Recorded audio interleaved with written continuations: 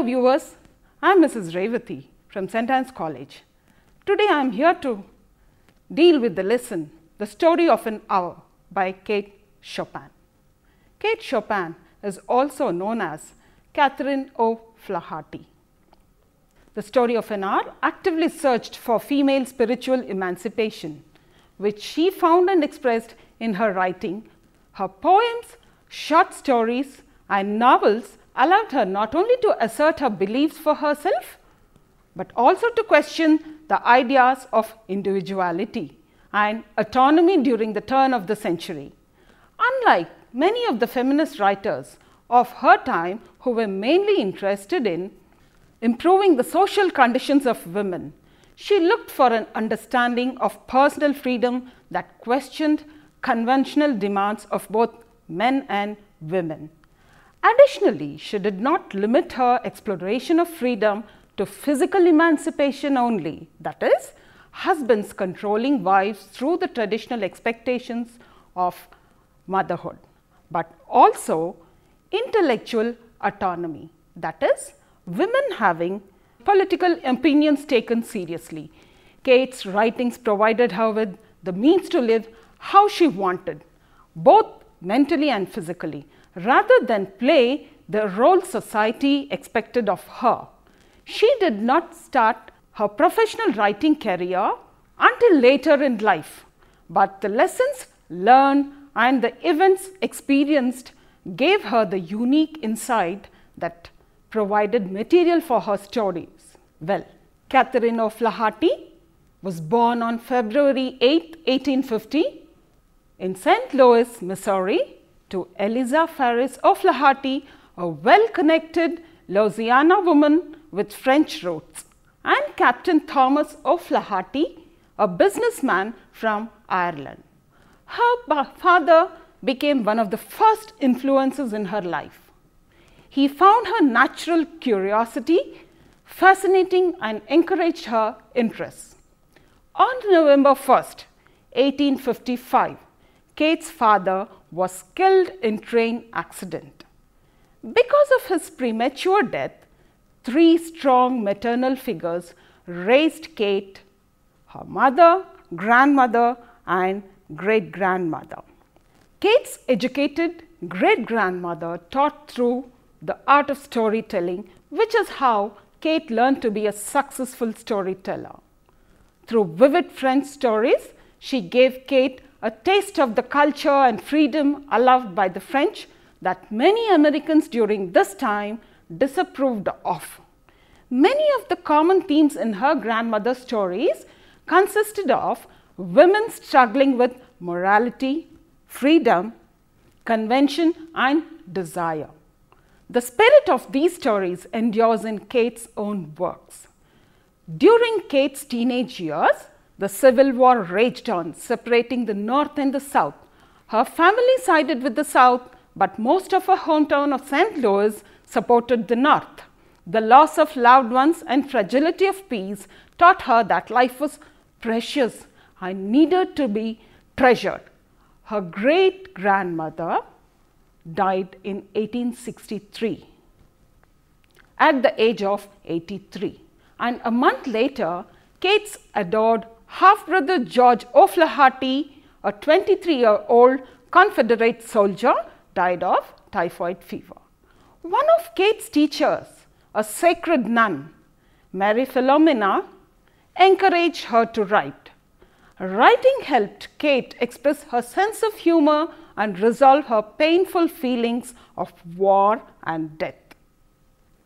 Teachers and classmates soon recognized her talent of being a gifted storyteller. At age 18, Kate graduated from the academy and made her social debut. Although she preferred to spend time alone reading instead of attending socials all night, Kate was a natural conversationalist. She followed the traditional custom of debuting, but she wanted to escape from the parties and the social expectations. On June 9, 1870, Kate married Oscar Chopin and moved to New Orleans.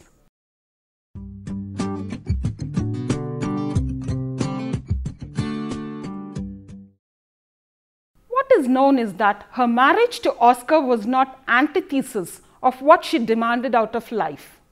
She did not sacrifice her spiritual freedom by marrying him and continued to violate all the rules of expected female behavior. She rolled and smoked, her clothes were flashy and stylish, yet always memorable and pretty. After moving to Louisiana in 1879, she rode horses in addition to taking walks, but if she was in a hurry, she had a reputation of jumping on her horse and galloping away. She did what she wanted to do and refused to conform to tradition for tradition's sake. Kate and Oscar had 6 children within the first 10 years of their marriage. Kate allowed their children as much freedom as possible and permitted them to enjoy their youth with playing music and dancing. Although Kate loved her children, motherhood often consumed her, so she traveled to familiar places such as St. Louis and the Grand Isle as much as possible. Her children came with her since family and friends would be available to watch them. Oscar Chopin died on December 10, 1882.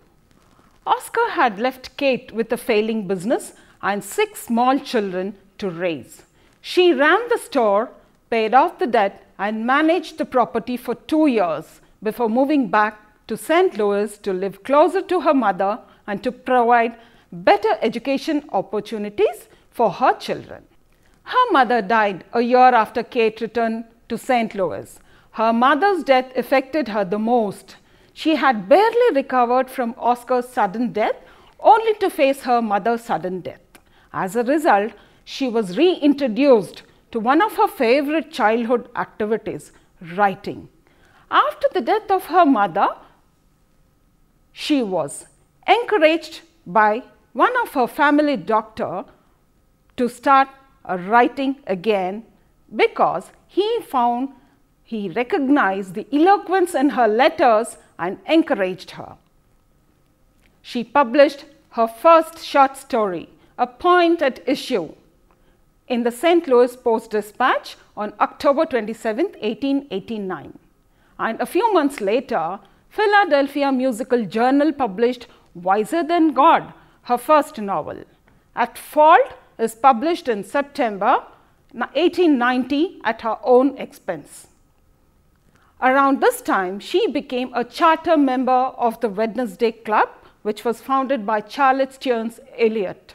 Kate did not write much afterwards because no one would buy her stories. Her last published story was Polly in 1902. 2 years later, Kate collapses at the St. Louis World's Fair and dies 2 days later from complications of a stroke. And this was all about the author Kate Chopin. Let us now move on to the summary of the text, the story of an hour.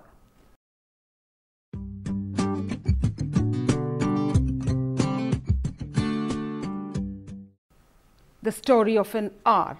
Here we go with the summary. The story of an hour is a short story centering on a young married woman of the late 19th century as she reacts to a report that her husband has died in a train accident. Society in late 19th century expected women to keep house, cook, bear and rear children. Despite efforts of women's activists such as Lucretia Mott, Elizabeth Cady Stanton and Susan B. Anthony, women still had not received the right to vote in national elections by the century's end. Moreover, employers generally discriminated against women by hiring them for menial jobs only and paying them less than men for the same work. The story of an hour hints that Mrs. Mallard's husband, perhaps a typical husband of his day, dominated his wife. Now, this particular story, the story of an hour, very much observes the classical unities. Let me give you a hint on what classical unities are. This is something where the action takes place in a single hour in an American home in the last decade of the 19th century. The story observes the classical unities of time, place and action. These unities dictate that the events in a short story should take place in a single day and in a single location as part of a single story with no subplots. Let me introduce you to the characters of this story. Lois Mallard, the protagonist of the story, her husband Brentley Mallard and his friend Mr. Richard, and Lois Mallard's sister Josephine. An intelligent, independent woman, Lois Mallard, understands the right way for women to behave, but her internal thoughts and feelings are anything but correct. When her sister announces that Brentley has died, Lois cries dramatically rather than feeling numb, as she knows many other women would. Her violent reaction immediately shows that she is an emotional, demonstrative woman. She knows that she should grieve for Brentley and fear for her own future, but instead she feels elation at her newfound independence. Lois is not cruel and knows that she'll cry over Brentley's dead body when the time comes. But when she is out of others' sight, her private thoughts are of her own life and the opportunities that await her, which she feels have just brightened considerably. Lois suffers from a heart problem, which indicates the extent to which she feels that marriage has oppressed her. The vague label Chopin gives to Lois' problem, heart trouble, suggests that this trouble is both physical and emotional. A problem, the vague label Chopin gives to Lois' problem, heart trouble, suggests that this trouble is both physical and emotional, a problem both within her body and with her relationship to Brentley. In the hour during which Lois believes Brentley is dead, her heart beats strongly. Indeed, Lois feels her new independence physically. Alone in her room, her heart races and her whole body feels warm. She spreads her arms open, symbolically welcoming her new life, body and soul free. She repeats to herself a statement that shows how total her new independence really is for her.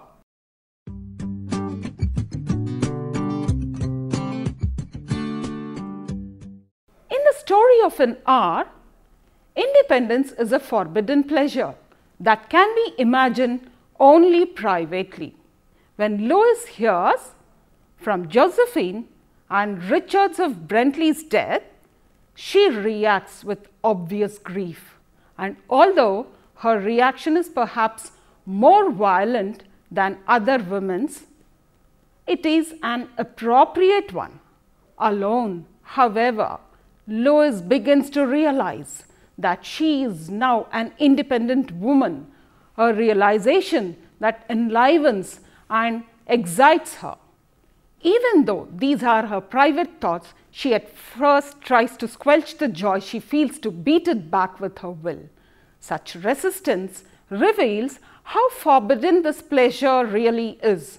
When she finally does acknowledge the joy, she feels possessed by it and must abandon herself to it as the word free escapes her lips. She sees her life as being absolutely hers and her new independence as the core of her being. Overwhelmed, Lois even turns to prayer, this hoping for a long life in which to enjoy this feeling. When Brentley returns, he unwittingly yanks Lois independence away from her, putting it once again out of her reach. The forbidden joy disappears as quickly as it came, but the taste of it is enough to kill her. Through this story, Chopin tries to suggest that all marriages, even the kindest ones, are inherently oppressive. Lois, who readily admits that her husband was kind and loving, nonetheless feels joy when she believes that he has died. Her reaction doesn't suggest any malice, and Lois knows that she'll cry at Bentley's funeral. However, despite the love between husband and wife, Lois views Bentley's death as a release from oppression. She never names a specific way in which Bentley oppressed her, hinting instead that marriage in general stifles both women and men. She even seems to suggest that she oppressed Bentley just as much he oppressed her. This is the story of a woman who finds out her husband has died in a train wreck. She reacts with sadness at first, but then realizes in a rush of emotion and relief that she is free body and soul free. She views the world with a fresh outlook, one where she will be her own person, answering only to herself. The new day outside has completely absorbed the attention of Mrs. Mallard, and while she still sobs occasionally, as a child who has cried itself to sleep and continues to sob in its dreams, she is nonetheless completely taken with the outside world. She is finally described by the narrator of Story of an Hour by Kate Chopin as being young with a fair, calm face, and the reader imagines her sitting. The plot of Story of an Hour by Kate Chopin is clearly shifting as Mrs. Mallard suddenly realizes what is troubling and begins to whisper the words, "Free, free, free." As she sees that her life can be her own now. Kate Chopin, the narrator, says that at this moment she saw beyond that bitter moment a long procession of years to come that would belong to her absolutely. And she opened and spread her arms out to them in welcome, as it becomes clear that her husband, who she only loved sometimes, is gone, and her life is hers season after season. The heart trouble that afflicts Lois is both a physical and symbolic malady that represents her ambivalence toward her marriage and unhappiness with her lack of freedom. The fact that Lois has heart trouble is the first thing we learn about her, and this heart trouble is what seems to make the announcement of Bentley's death so threatening. A person with a weak heart, after all, would not deal well with such news. When Lois reflects on her new independence, her heart races, pumping blood through her veins. When she dies, at the end of the story, the diagnosis of heart disease seems appropriate because the shock of seeing Bentley was surely enough to kill her. But the doctor's conclusion that she died of overwhelming joy is ironic because it had been the loss of joy that had actually killed her. Indeed, Lois seems to have died of a broken heart caused by the sudden loss of her much loved independence. The open window from which Lois gazes for much of the story represents the freedom and opportunities that await her after her husband has died. From the window, Lois sees the blue sky, fluffy clouds and treetops. She hears people and birds singing and smells a coming rainstorm. Everything that she experiences through her senses suggests joy and spring, new life. and when she ponders the sky, she feels the first hints of elation. Once she fully indulges in this excitement, she feels that the open window is providing her with life itself.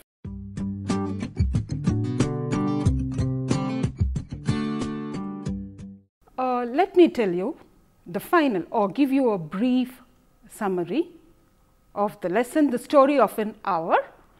The short story describes the series of emotions Louise Mallard endures after hearing the death of her husband, who was believed to have died in a railroad disaster.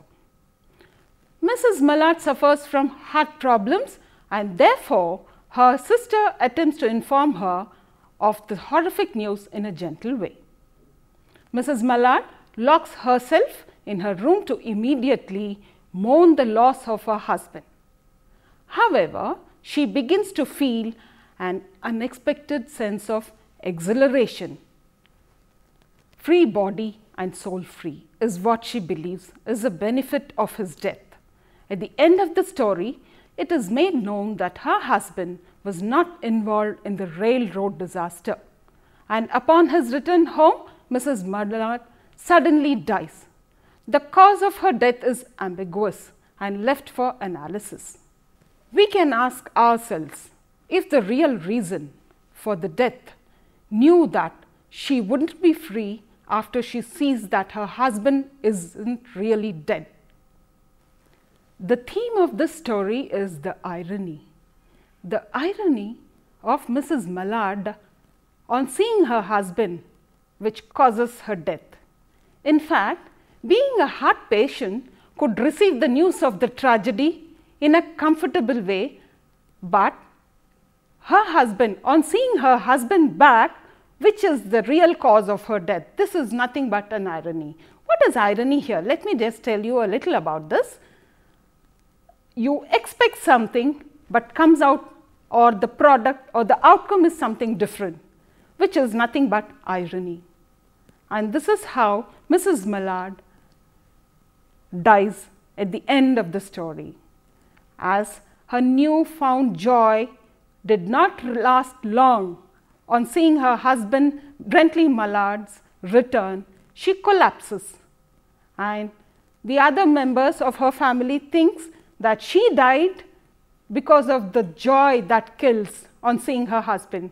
But the true factor is not because of the joy that actually killed her, because of the fear of losing her freedom, that which actually caused her death. Thank you.